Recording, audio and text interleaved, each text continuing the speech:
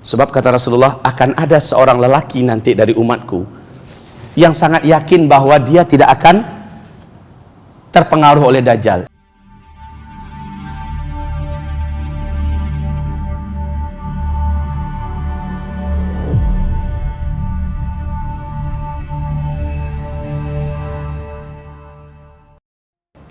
Selanjutnya hamba-hamba Allah yang kami muliakan, malam ini kan insya Allah waktu kita tidak terbatas. Hah? Saya tanyakan, udah pada makan malam belum? Belum ya. Alhamdulillah, saya seumur hidup belum pernah makan malam. Makan nasi.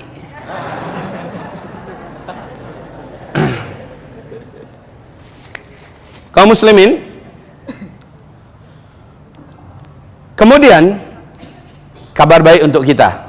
Di satu sisi Nabi mengatakan bahwa tidak akan terjadi kiamat sampai umatku menyaksikan terlebih dahulu 10 tanda besar kiamat. 10 tanda besar kiamat. Artinya sebelum ini tanda-tanda muncul, maka tidak akan pernah ada kiamat. Dari 10 tanda besar kiamat ini, 7-nya kita semua umat Nabi akan menyaksikan. 3-nya ini orang-orang kafir yang hidup di sini yang akan menyaksikan 3 itu. Dari 7 tadi, 4-nya di fase keempat, di fase kita sekarang. 3-nya nanti yang kelima, 6 dan 7-nya di sini. Lihat ini 7. Ya.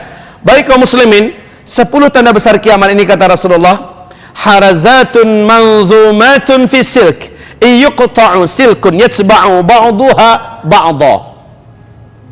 10 tanda besar kiamat ini seperti 10 butir-butir marjan. Yang bagian tengahnya ada ruangan kosong dapat dimasukkan tali. Antar satu butir dengan butir yang lain terhubung oleh tali ini. Lalu di bagian bawahnya dikasih simpul sehingga tertahan butiran itu tidak bisa keluar. Ya kan? Yuqta'u silkun. Ketika simpul itu diputus, dipotong, apa yang terjadi? Butiran pertama keluar nggak? Keluar. Butiran kedua gimana? Nyusul.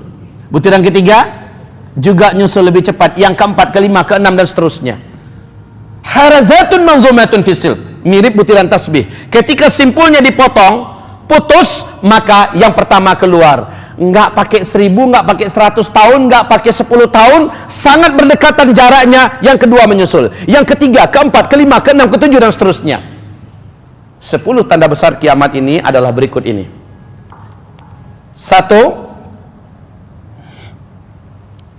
Dukhan menyelimuti bumi. Dukhan ini lamanya 40 hari 40 malam. Bumi gelap gulita. Satu bumi dibungkus, tidak ada cahaya matahari yang masuk.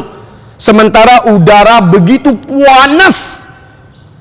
Bahkan kata Rasulullah sallallahu alaihi wasallam, orang kafir yang tidak sempat menyelamatkan diri, khusus orang kafir saja, yang tidak sempat menyelamatkan diri, mereka akan melepuh kulitnya seperti masuk oven.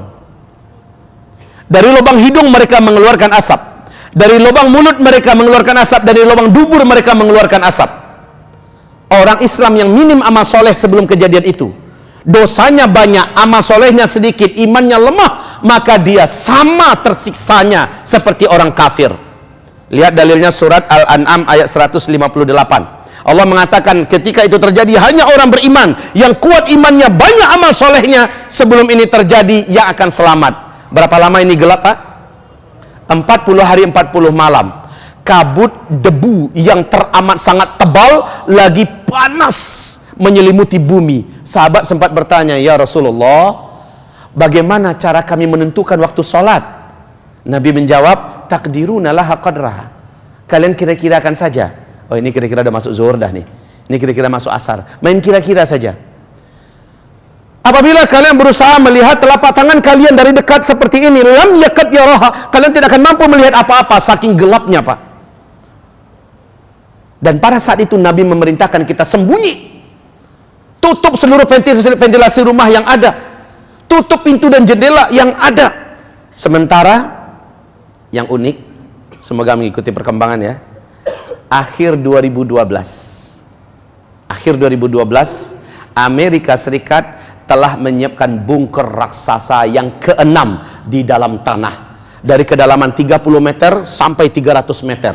Satu bunker raksasa ini dapat menampung 500.000 manusia. 500.000 manusia. Bunker itu juga telah disiapkan fasilitas untuk bertahan hidup sebanyak 500.000 manusia selama 1 tahun. Masya Allah. Sudah 6 bunker. Rusia sudah 3 bunker raksasa. Jerman, Cina, Inggris, Jepang, Australia, bahkan tetangga kita Singapura. 10 tahun yang lalu Singapura telah membuat satu bunker raksasa di bawah tanah mereka yang dapat menampung 250.000 manusia. Why? Kenapa? Untuk apa mereka persiapkan ini semua bunker? Mereka membaca ini. Mereka membaca ini. Dari mana mereka tahu? Para pakar dan ahli astronomi mereka yang bicara. Bahwa bumi akan memasuki ancaman era dihantam oleh hujan meteor. Dan meteor ini akan menimbulkan terjadinya dukhan.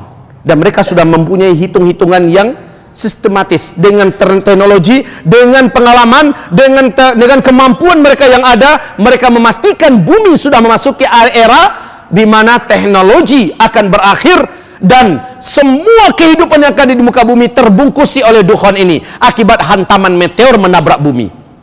Tepat, ternyata analisa mereka tidak keliru. 43 tahun yang lalu mereka telah mengumumkan tahun 2013 nanti, kata mereka, 43 tahun yang lalu, tahun 2013 nanti bumi akan memasuki arus sungai meteor. Jadi kalau buat seperti ini, ini adalah arus sungai meteor. Jumlahnya ratusan juta banyaknya di ruang angkasa. Bumi kita pada tahun 2013 akan masuki arus sungai meteor ini terus melintas selama 4 tahun dan akhir 2016 baru keluar. Peluang bumi kita menghadapi hantaman-hantaman meteor itu ada. Menurut hitungan mereka saat itu sampai 1.300 meteor akan menghantam bumi kita dalam waktu 4 tahun ini. Tahun 2013 meteor pertama yang nyasar dan masuk ke atmosfer bumi kita sampai ke daratan kita adalah di Siberia, Rusia. Betul? Masih ingat? Tanggal berapa? Tanggal berapa? Tanggal 15 Februari. Di Siberia, Rusia. Beratnya 10.000 ton.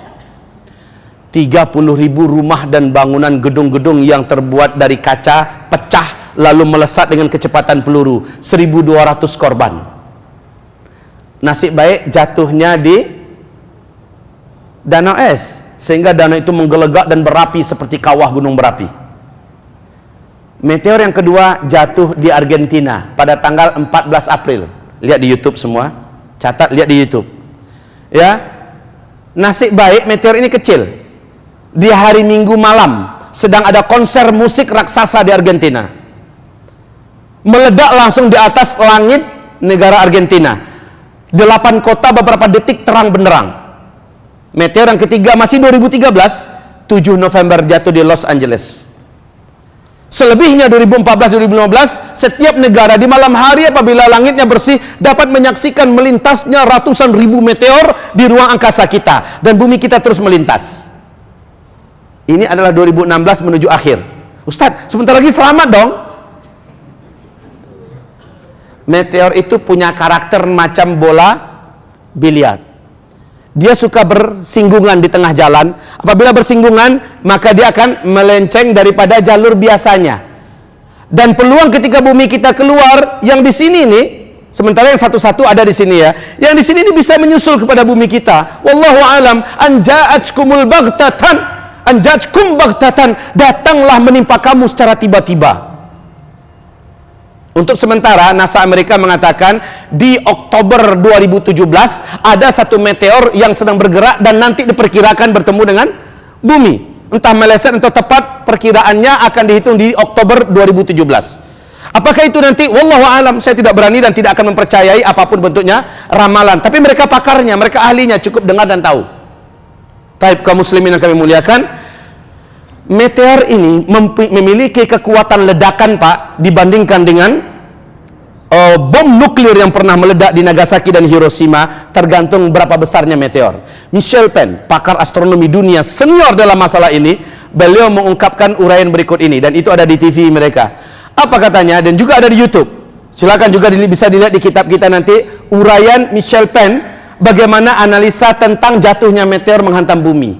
Meteor di ruang angkasa itu berbeda-beda besar kecilnya.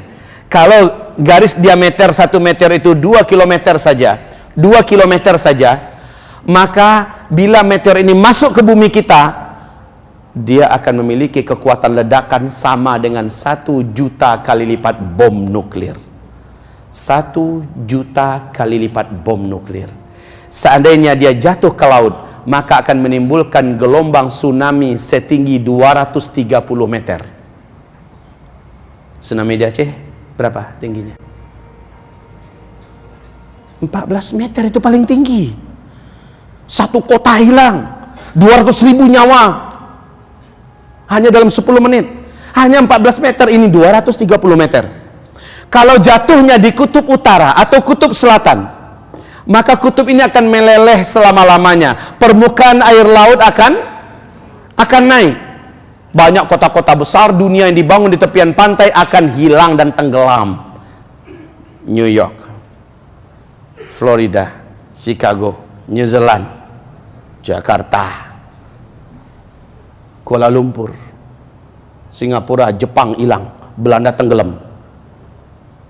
20% pulau-pulau di Indonesia akan hilang dari peta dunia selama-lamanya. Kalau jatuhnya kutub utara atau kutub selatan. Kalau jatuhnya ke daratan, nah ini yang tepat dalam ini. Kalau jatuhnya ke daratan, persis seperti yang dikatakan oleh Abdullah ibnu Abbas,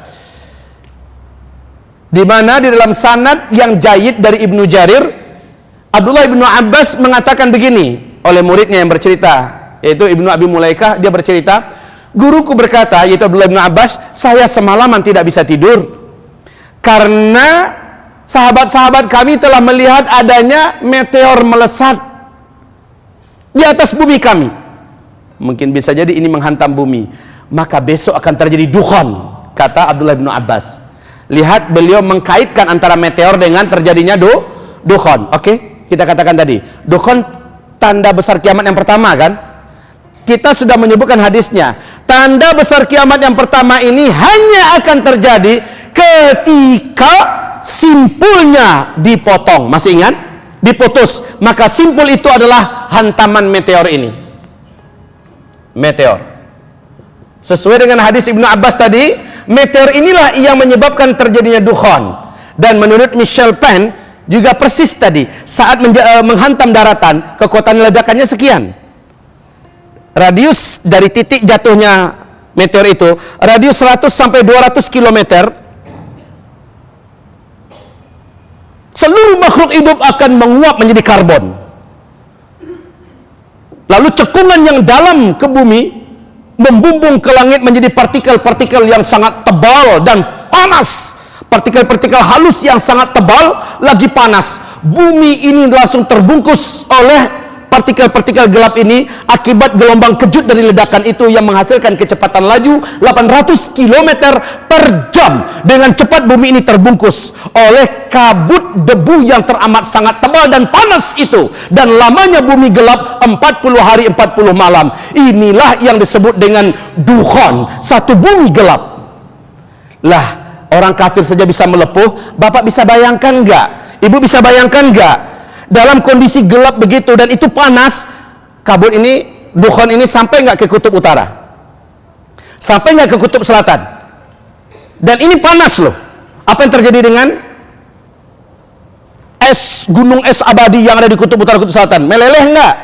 Maka permukaan laut akan naik. Loh, yang paling ngeri itu yang tinggal di tepi-tepi pantai. Udahlah gelap gulita, tahu-tahu air makin naik, tenggelam. Ini yang paling parah. Tetapi Nabi telah menyebutkan, fi hadhil ummah khasfun wa maskhun wa qadhfun. Pada umat ini nanti menjelang kiamat terjadi, akan terjadi terlebih dahulu banyaknya penenggelaman kota-kota dan negeri-negeri, dan akan terjadi banyak perubahan bentuk. Orang-orang pada jadi jelek. Siapa yang berubah bentuk? Orang kafir. Orang kafir berubah gara-gara adanya dukhon yang nggak sempat menyelamatkan diri menjadi jelek. Kalau pernah ngelihat film Lord of the Ring, Orc itu bagian bala tentara penjahat-penjahatnya itu jelek semua. Ini sudah gambaran mereka Pak tentang hadis Nabi. Wallahi, Amerika, Yahudi, Kristen, Nasrani, seluruhnya sepakat bahwa mereka percaya betul dengan nubuat Nabi Muhammad. Merekanya apa yang mereka baca itu mereka filmkan, tapi dalam bentuk penipuan publik. Ilustrasinya mereka diilhami oleh hadis-hadis Nabi Sallallahu Alaihi Wasallam. Taib. Kaum muslimin yang kami muliakan, selanjutnya Rasul mengatakan, selanjutnya tentang dukhon ini tadi, 40 hari 40 malam ya. Apa yang terjadi? Nabi mengatakan setelah dukhon 40 hari 40 malam, kamu di bumi mulai mengalami kekeringan yang ekstrim, panas yang sangat berat. Ada dengar kabar nggak terbaru dari BMKG dunia? Mengikuti berita nggak? BMKG dunia mengatakan 2019 sampai 2022, 3 tahun berturut-turut, akan terjadi kemarau yang paling ekstrim di bumi ini. 3 tahun berturut-turut. Oke? BMKG dunia memberikan pernyataan yang seperti ini.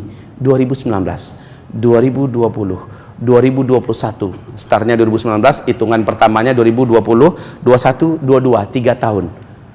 Lihat, dampak daripada dukhon langsung mengarah kepada perubahan yang radikal dan ekstrim, yang keterlaluan terhadap iklim kita di bumi ini. Perhatikan baik-baik. Menjelang Dajjal keluar. Dajjal tanda besar kiamat yang keberapa? Dajjal adalah tanda besar kiamat yang kedua setelah dukhon. Ini Dajjal. Rasulullah bersabda, menjelang Dajjal keluar akan ada 3 tahun kekeringan dan kelaparan yang berat di muka bumi. 1 tahun pertama menjelang Dajjal keluar, sepertiga air dari langit Allah biarkan tidak turun, dan sepertiga tanam-tanaman dan makanan hewan-hewan yang dapat dimakan di muka bumi Allah biarkan mati, pakan menjadi langka. Satu bumi mulai kekurangan makanan, kelaparan mulai melanda di mana-mana. Orang berharap mudah-mudahan tahun depan keadaan membaik. Tidak. Tahun berikutnya, tahun kedua menjelang Dajjal keluar, 2/3 air dari langit Allah tahan turunnya, dan 2/3 tanam-tanaman serta makanan dan hewan ternak yang ada di bumi yang bisa dimakan Allah biarkan mati. Makin kritis keadaan. Saat itu manusia tega memakan bangkai.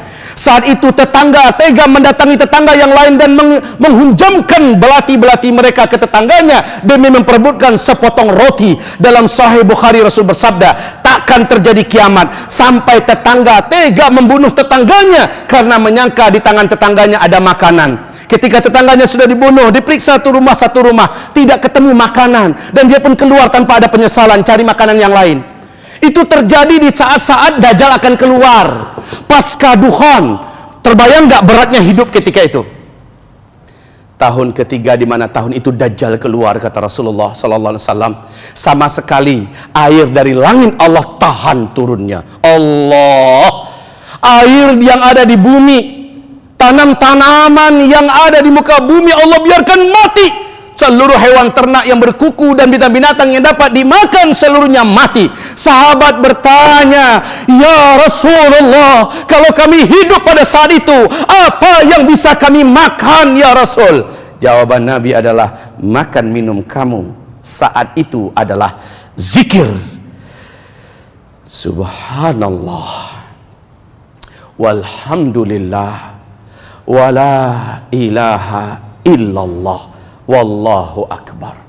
Siapa yang membacanya berulang-ulang dan dia meniatkan untuk mengenyangkan perutnya yang kelaparan, Allah akan kenyangkan perutnya dan dia tidak lagi akan kelaparan. Siapa yang meniatkan agar hilang dahaganya, maka Allah akan hilangkan dahaganya dan dia tidak akan mencari lagi air untuk diminum. Zikir saat itu. Maka manusia pada saat tahun Dajjal keluar, yang beriman ya, akan berubah seperti malaikat. Fisiknya ada, tapi tidak ada makanan, tidak ada minuman, sementara mereka bisa hidup dan mereka sehat. Orang beriman lagi Orang beriman macam ini hanya yang sebelum ini terjadi iman mereka sudah terbentuk, akidah mereka sudah benar, amal mereka banyak, sehingga saat mereka mengamalkan anjuran-anjuran Nabi akhir zaman ini langsung terjadi kun fayakun Allah.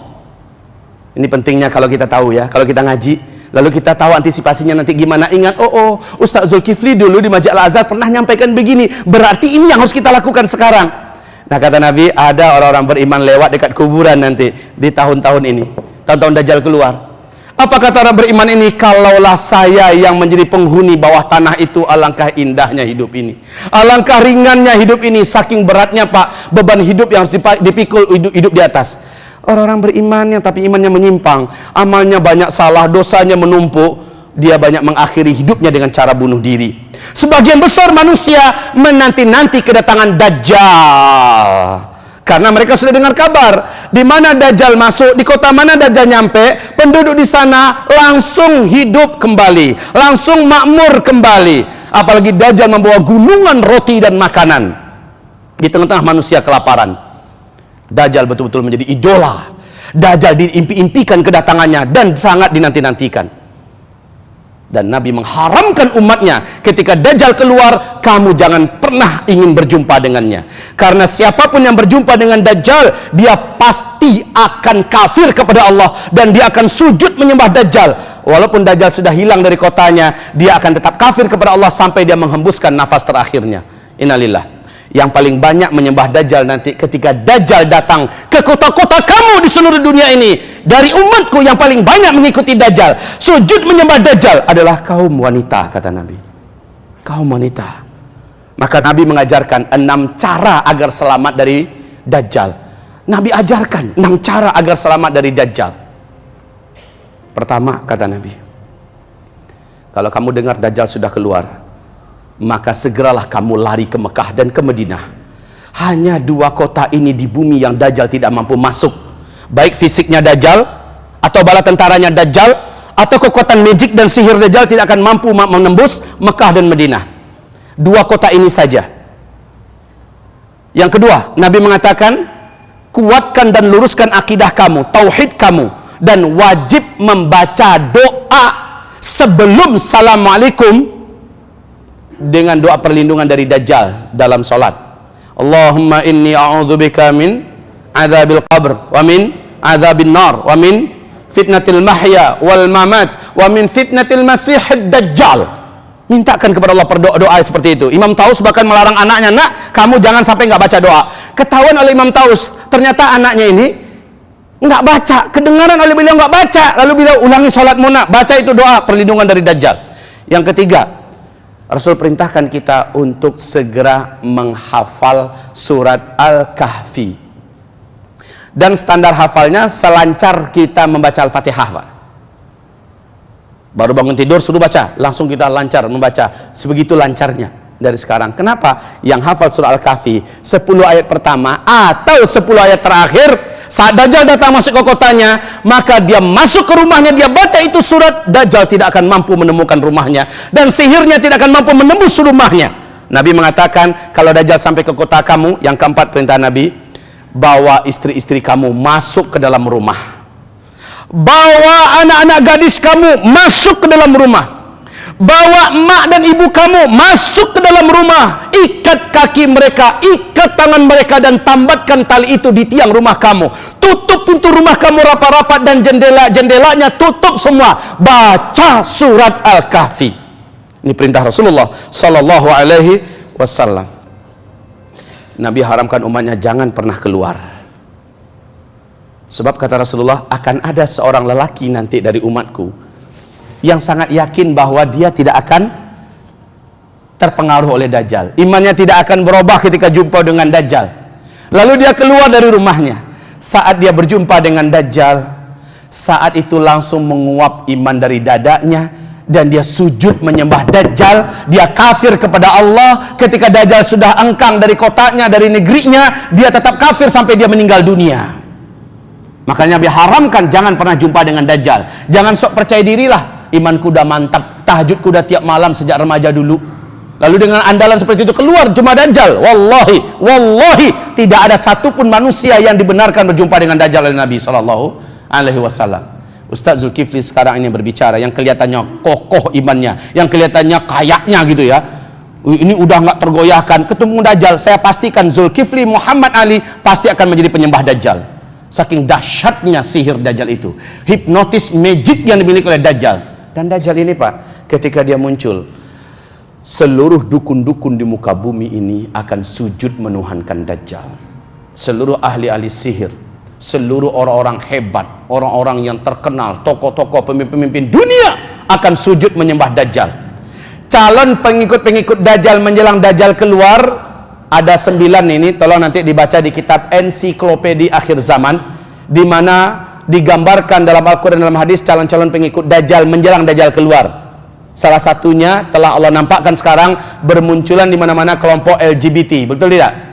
Inilah salah satu komunitas yang nanti akan menjadi pengikut Dajjal. Coba lihat bagaimana kelompok ini menguat di beberapa negara. Sudah mulai menembus beberapa negara dan diundang-undangkan, dilindungi. Pertanda memang persiapan Dajjal menuju keluarnya ada. Para pengikutnya sudah Allah tunjukkan sekarang.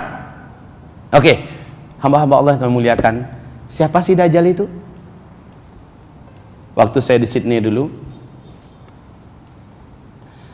seorang ustadz di TV nasional kita ditanya oleh murid-murid jamaah yang hadir, siapa Dajjal itu? Jawabannya membuat saya sangat miris sekali. Persis seperti yang didongengkan ke saya sewaktu saya masih SD dulu tentang Dajjal. Oh, Dajjal itu besar sekali.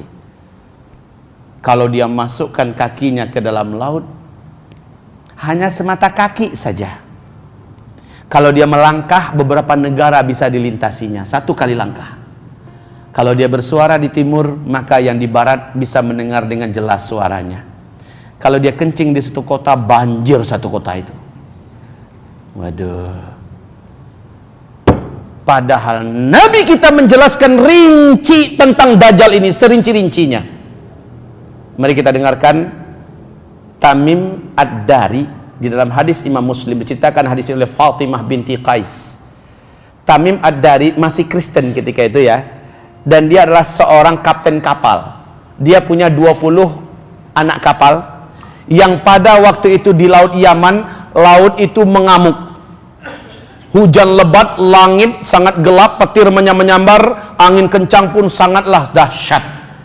Kami tidak mampu mengendalikan kapal kami dan kami terdampar di sebuah pulau di Laut Yaman. Di malam hari kami tunggu sampai besok pagi. Besok ketika hari sudah terang, kami pun turun dari kapal masuk ke pulau itu. Saat di pulau itu kami berjumpa dengan seekor binatang berkaki 4. Tubuhnya tinggi dan besar, bulunya sangat tebal, hitam. Saking tebalnya bulu binatang ini, kami tidak mampu membedakan mana bagian depan kepalanya, mana bagian belakangnya.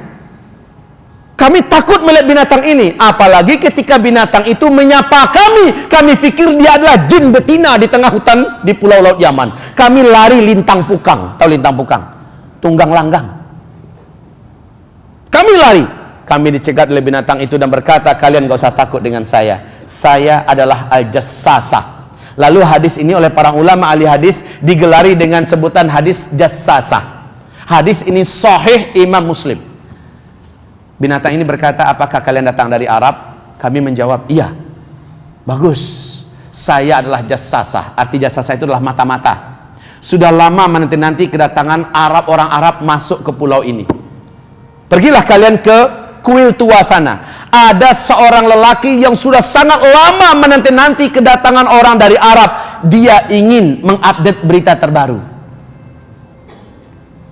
Kami pun lari menuju arah ke kuil tua itu. Sesampainya di sana, kami tercengang menyaksikan pemandangan yang sangat menakjubkan. Seorang lelaki bertubuh gompal, tergeletak di lantai.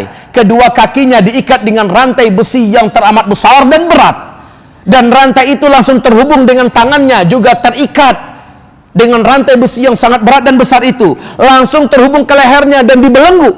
Laki-laki itu tidak mampu bergerak. Kami merasa kaget melihat laki-laki ini gompal, Pak. Dan laki-laki itu berkata, kalian semua tidak usah takut. Saya tidak akan bisa menyakiti kalian. saya sedang dilumpuhkan dan terikat seperti ini saat ini. Apakah kalian datang dari Arab? Tamim menjawab, benar, kami dari Arab. Apakah di Arab sudah muncul seorang nabi atau yang mengaku nabi, ummi, namanya Ahmad atau Muhammad? Tamim menjawab, sudah. Nampak gembira wajah laki-laki yang terikat ini. Ya, kalau begitu sudah dekat masanya. Dia bertanya, dijawab, dia bertanya. Nah, di antara pertanyaannya, 3 ini yang ditanyakan, dan ini penting untuk diingat. Ini adalah tanda laki-laki ini akan keluar, karena ternyata ketika Tamim Ad-Dari sampai ke Madinah nanti, dan dia menyatakan Islamnya di hadapan Nabi SAW, dia menceritakan pengalamannya dan ketemu dengan laki-laki ini kepada Nabi. Nabi kumpulkan seluruh sahabatnya, dan Nabi berkata, ketahuilah oleh kalian, yang diceritakan oleh Tamim Ad-Dari itu tadi adalah Dajjal. Dialah Dajjal, dialah Dajjal, kata Rasulullah. Ketahuilah, Dajjal itu akan memasuki seluruh kota-kota di muka bumi kecuali Mekah dan Tibah. Dan yang dimaksud dengan Tibah oleh Dajjal itu adalah Madinah ini. Hanya 2 ini yang tidak akan bisa dimasuki Dajjal. Kaum muslimin, apa yang ditanyakan oleh laki-laki terikat yang ternyata itu adalah Dajjal. Laki-laki ya, berarti manusia biasa, normal. Apalagi nanti Nabi merinci bagaimana fisiknya, bagaimana kulitnya, bagaimana bentuk wajahnya, dirinci oleh Nabi SAW. Jadi nggak boleh menerima khayalan dan dongengan besar, pembohongan, pembodohan. Oke. Atau diterjemahkan dengan terjemahan itu adalah Amerika sekarang, itu adalah PBB, semacam juga terjemahan yang liar, karena Nabi menyebutkan secara fisik. Apalagi kemunculan Dajjal itu adalah di Asbahan. Asbahan itu di Iran sekarang, yang dinanti oleh 70.000 pasukan Yahudi yang menggunakan baju resmi keagamaan Yahudi, dan itu sudah siap sekarang. Sudah ada 70.000 bala tentara pemuda-pemuda dengan pedang-pedang terbaik yang mengalahkan besi-besi manapun, dan dengan baju jubah khusus di Asbahan di Iran. Sudah siap mereka sekarang jumlahnya. Subhanallah. Baik, kita kembali. 3 tanda akan keluarnya Dajjal ini di dalam hadis ini, dan mari kita lihat fakta, mari kita lihat realita.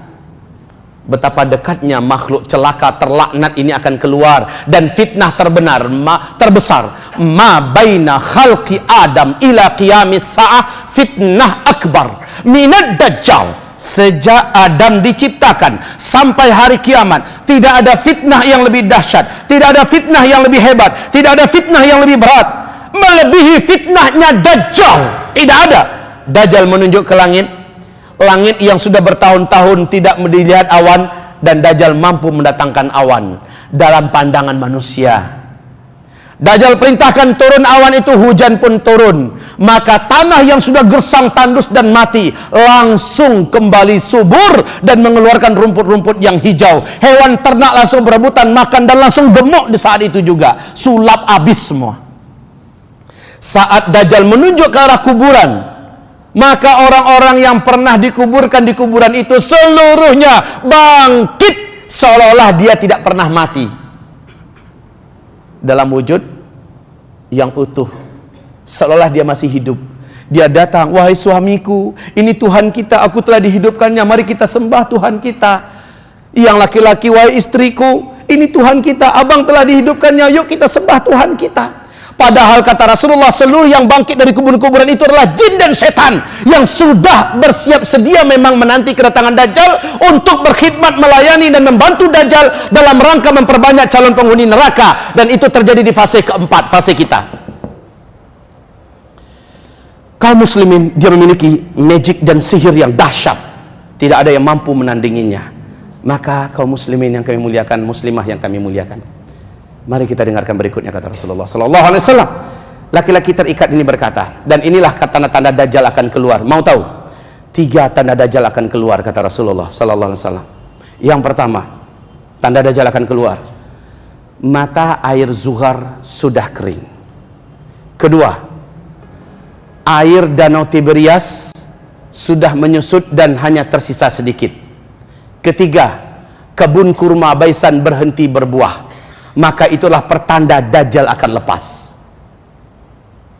Saya bertanya kepada Bapak, 3 nama yang kita sebutkan ini ada di hadis Sahih Muslim ya. Tahu nggak tempatnya di mana-mana?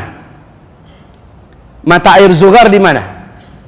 Danau Tiberias, kebun kurma Baisan? Nggak tahu? Yang tahu Ancol di mana? Baik, tanya Mbah Google. Dijelaskan di mana posisinya. Lihat itu, Om YouTube. Akan kelihatan bagaimana kondisinya sekarang. Ini adalah fakta.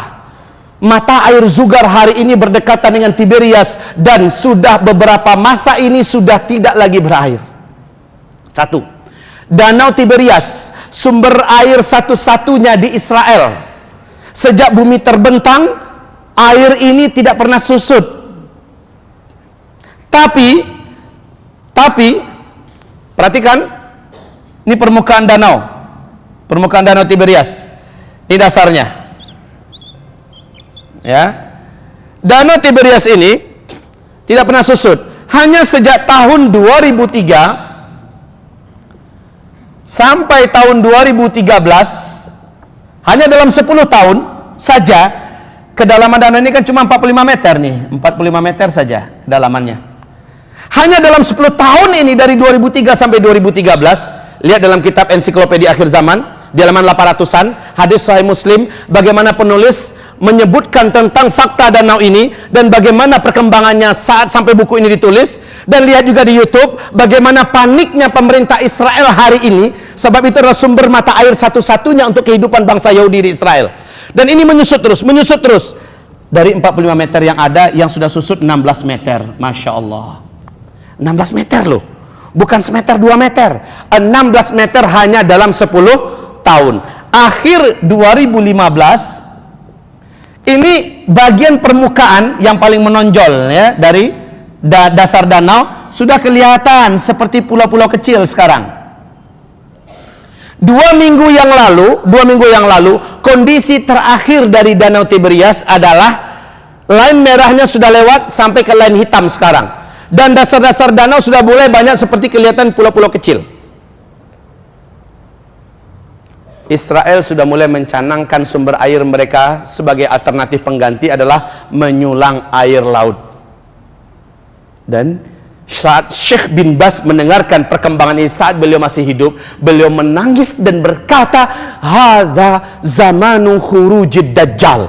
Inilah dia zaman Dajjal itu akan keluar. Karena fakta ini sudah tidak dapat dielakkan dan ditutup-tutupi.